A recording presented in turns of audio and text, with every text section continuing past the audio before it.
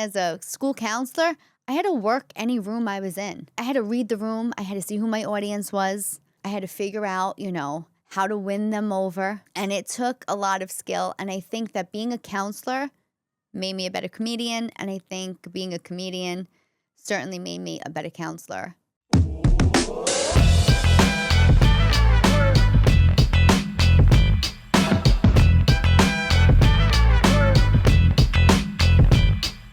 Cawfee Talk. Good morning, everybody, and welcome to Cawfee Talk, where the coffee's hot and the talk is real. Hope you're having a great Monday. I want to talk to you guys today about something that kind of resonated online.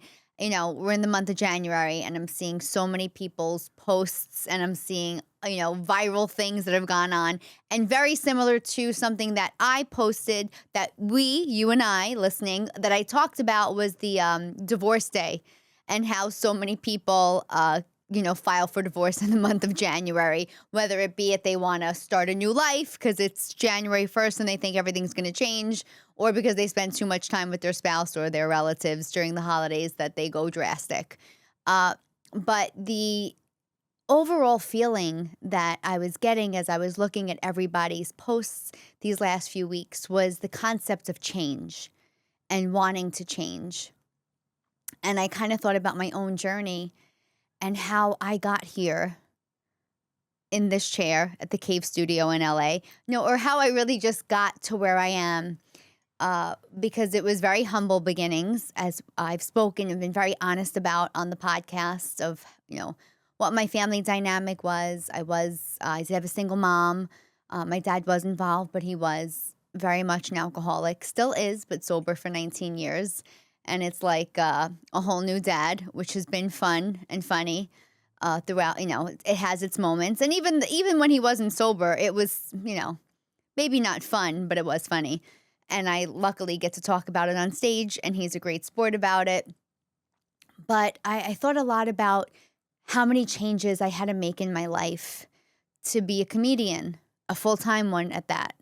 And I kind of went to thinking about when I first graduated college, like every other college kid today, didn't have a job and didn't know where I was going.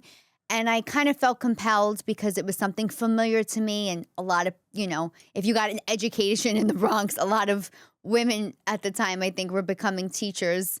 And I didn't want to be a teacher, but I did go back to school and I got a degree in counseling, and I did start working at a school. And I've told you guys so many stories about the school here on the podcast. I've shared so much, which is funny because I never really did that before, and I'll talk about that. But I had the mindset of, I think the wrong reason why people sometimes go into education is they think, oh, I'm going to get all this time off and I'll be able to, either if they just want to sit on their couch and eat bonbons. For me, I wanted to moonlight as a comedian and try and live out this passion that I had. But I had to be realistic about it because I wasn't a trust fund kid. Not many of us are. And I knew I had to make money and earn a living in order to sustain a regular lifestyle and then be able to do what I want to do at night.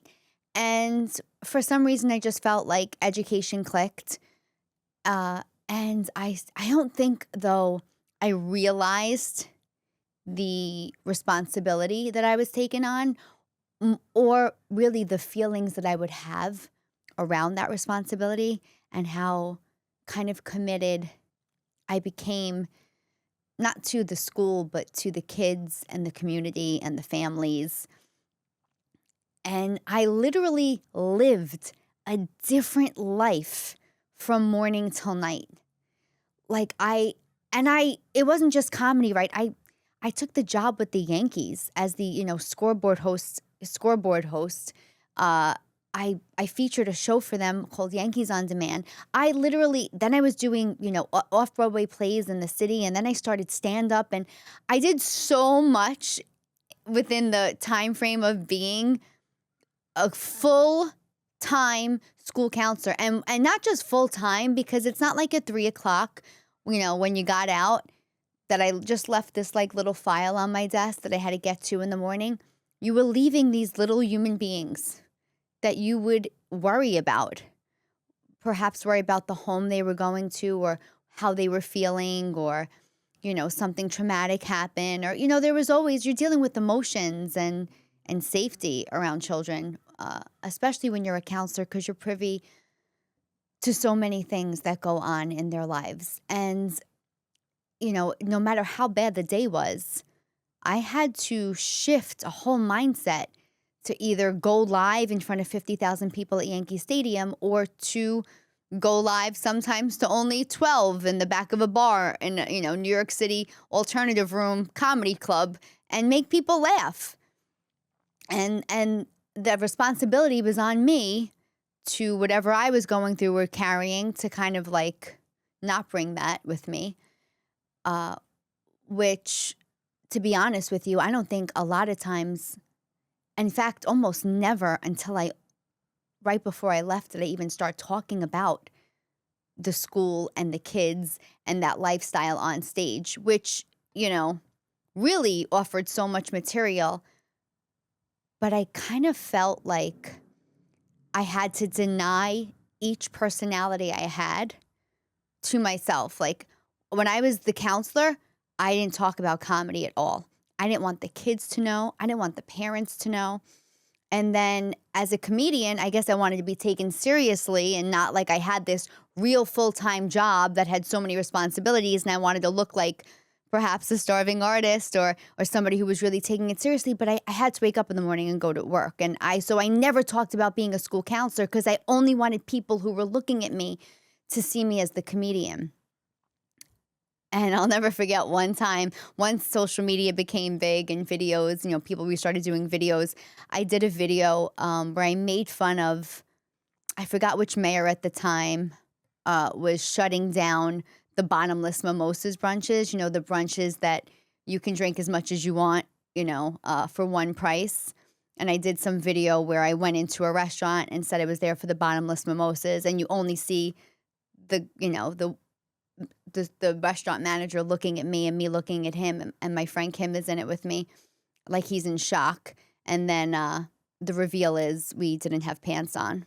I was covered, but there were no pants. And I'll never forget, I was in the main office of my school, and I had to talk to a parent about something her kid did wrong. And she's like, "I saw your video." And she's like, "It was so funny." And I was just like, oh my God. Like, I was like paralyzed in the moment, because I'm like, this woman just saw her son's school counselor not fully dressed, and now I have to tell her how she needs to handle him.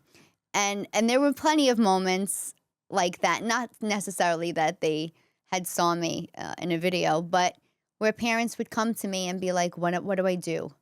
And here I am, childless, concerned about my gig for the night, and finding myself in a situation where I really cared so much about those kids that I couldn't let it go. I'd be driving to shows and, calling parents, or using Google Translate to even like explain certain things to them while I'm on my way to a show. Or there were just these moments that were pure comedy that I never even realized. I was literally just two different people for so long, until I couldn't be anymore, which was a really hard decision, and was a decision I had to make, which was a big change. And even, guys, I've said it before, even if change is positive, you buy a new house, or, you get a new job, or, something you've wanted for so long, you finally get it. It still comes with, a plethora of issues like, anxiety and it's just not easy. So, as I'm looking at all these social media posts and people changing, wanting to change their lives, it kind of brought me back to my journey. And I don't even think I realized how similar the two were. When I think about it, me being funny and relatable to kids gave me access to them in ways that other teachers who seemed maybe older or old-fashioned couldn't get out of the kids what they needed, couldn't get the kids to do what they want. That ultimately benefits the kid. And I think that when I would when I was doing comedy at night, and especially now that I headline, I don't think I realized how much of a service I do. I don't think I really even realized that till I started headlining, or till I got a fan base where people would then come over to me and be like, wow, I really needed this. Or I'm going through something and, I needed you. Or I found your comedy online. It's really helped me. And you go, oh, okay, wait. I'm still living a life of service, which if you're a counselor or somebody like me who loves helping people, you need that little fix, not a God complex, but you need to feel like you're doing something that benefits other people. Because leaving the school, and I've talked about this, leaving the school to do comedy full time, I felt like I gave up a job for Instagram. So that was really hard until I made the human connection to it. And then I started talking about the stories which were real and true. I started talking about that on stage and the connection I made with other people who understood it. And I've told the stories here, and, kids, lend so much to, not speaking with a filter, and they exposed me to so many things that I realized were just everyday. It was the everyday humor. I was constantly making observations. As a comedian, we constantly make observations about things that happen. And then I was avoiding talking about it because I was having this identity crisis where I had to be Miss Cannistraci in the day and then Tara Cannistraci at night. But I will say this, when I did finally make the decision, which was not easy, I'll never forget a student who had given me so much grief had come by the school to see me. And they always come back around, and I have such great stories and some really great success stories and some not such great success stories with former students. But this kid who had caused me so much trouble came to see me. And I think it really says something. I will say this, it says something about the way I put counseling into practice. I was a lot of kids. I spent 18 years in the Board of Education. 16 years were in elementary school. Only 2 of those years did I go. I followed my kids to middle school before I finally left. When they come back to see their elementary school counselor, you've had an impact. Those kids had so many other educators or other people in their lives up until that point that then when they come visit you in their early 20s, it makes you, God, I'm aging myself, but it does. It would make me feel good. And I remember as I was leaving and I was telling him I was leaving, and he looked at me and he said, "You can't leave." He said, "This is your legacy." And I was like, ugh. I was already struggling with the decision, to leave to do comedy full time. And then when a kid says that to you, you're like, oh my God, what am I doing? Is this the right decision? And there were so many things that happened that last year that made me realize it was time. But it didn't mean I was ready. I wasn't really ready to leave. And I think the best part about evolving and making that change now is that I'm bringing those stories to stage, and it kind of makes, and I'm talking about them on the podcast, and it's making me relive them a little bit and in the best way possible. And social media is great because it connects you. And I have so many former students now finding me online being like, is this Miss Cannistraci? And, the messages are so cute because they're young adults, and they'll be like, oh my God, Miss Cannistraci, I'm so proud of you for living your dream. And I'm like, it's so sweet because it's like they're talking to me like they're the counselor now. But then I also realize that they were part of the dream too. And I may have realized it too late, although I loved what I did. I didn't realize how much really it brought to my life in the form of comedy too. So I'm kind of really grateful that I have the insight now that I guess I didn't, listen, we evolve, we get older, we have appreciation for different things at different points in our lives. And I kind of just wanted to bring it up as a podcast episode because I think we talk ourselves out of our dreams. I don't think it's like a tale as old as time, right? I never thought comedy was going to pay the bills. I wanted it to, and it took a really long time before it did. But I think it's so important to kind of appreciate where you are, how far you've come.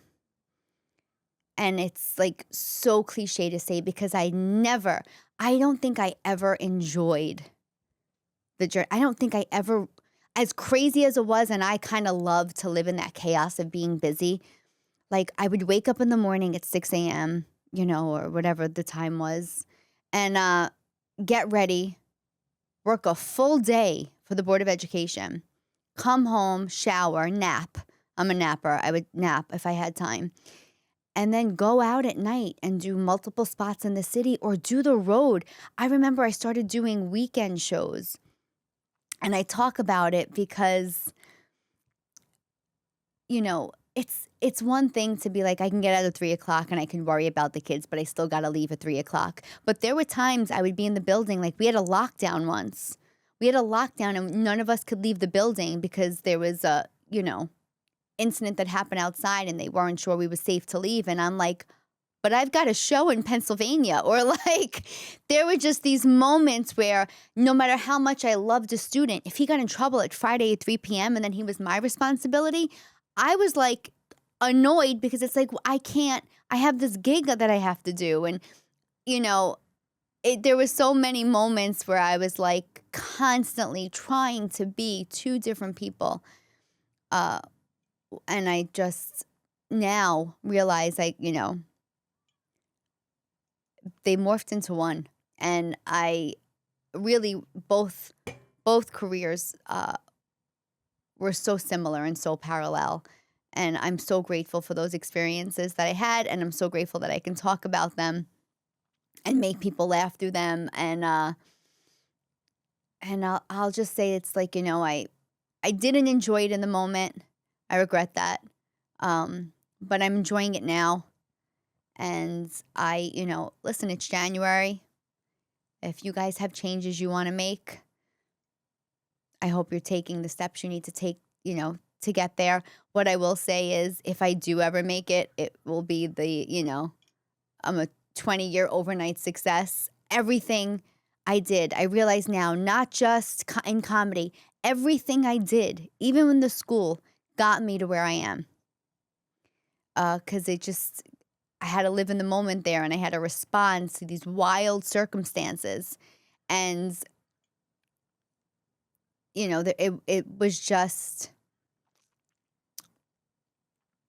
it was two different lives and they've kind of finally joined into one. And so I'm taking these stories that I've said to you guys on the podcast, even there were really dark moments. I don't know how to necessarily incorporate all of those onto stage, but there are some really funny ones, and I'm going to be bringing them to the new tour. Guys, I hope you got something out of this episode as far as inspiration and honesty. I just brought this up because I thought it was a really good topic because I've told stories here and there to you guys about the school. I tell you guys everything that goes on a weekly basis as far as comedy, but I think it was just a really good thing to say, like, it's all of these components of our lives, the mundane jobs, right? The things we have to do to get by, the moments that we work towards, we work so hard to accomplish certain things. It's all part of it. It's all part of it. And if we just are kind of more aware of what's happening in the moment, or we just realize that all of these little steps, they just don't go nowhere. Every day I got to be with those kids was a day I got to feel like I lived a life of service, and it's a day where I definitely was able to use my sense of humor to get through things and to connect with kids. I mean, there were just all these, the things you have to do with kids to get kids to do what you want, or to get parents. Remember, parents are protective of their kids. To get parents to be, on board with what you say they have to do with their kids, that's like, you got to be a salesman almost. You got to really massage. You got to work the room. Okay, so as a comedian and as a school counselor, I had to work any room I was in, right? I had to read the room. I had to see who my audience was. I had to figure out, how to win them over, how to get them to yes and what I was saying. And it took a lot of skill. And I think that being a counselor made me a better comedian. And I think being a comedian certainly made me a better counselor. So if you're working towards a dream that you have, take the skill sets you're using. Listen, every day, we're useful. We're doing something productive, right? Even if it's something we don't want to do, or even if we've talked ourselves out of the dream, right? It doesn't mean there's nowhere to start. And I don't think I could have gotten to where I was. And let me tell you something, as far as the school job was concerned, I wasn't ever not doing a good job because of the night job. I was splitting myself into two. I had turned down so many promotions in the Board of Education because I was like, there's no way I could do what I'm actually doing and then take on more. So I knew my limitations, but I had to turn down money and opportunity to stick with the dream, which, and listen, there are times I talk myself out of it now where I go, well, what am I going to do?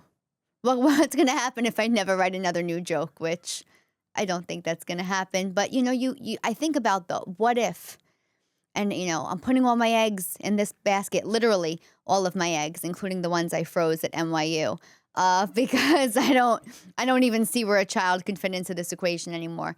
So every life experience got me to where I am. And I think it's a good take to say, oh my God, how am I going to start now?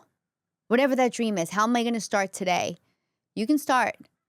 You've probably already started. You don't realize all the things you've done in your life that makes you ready for that opportunity.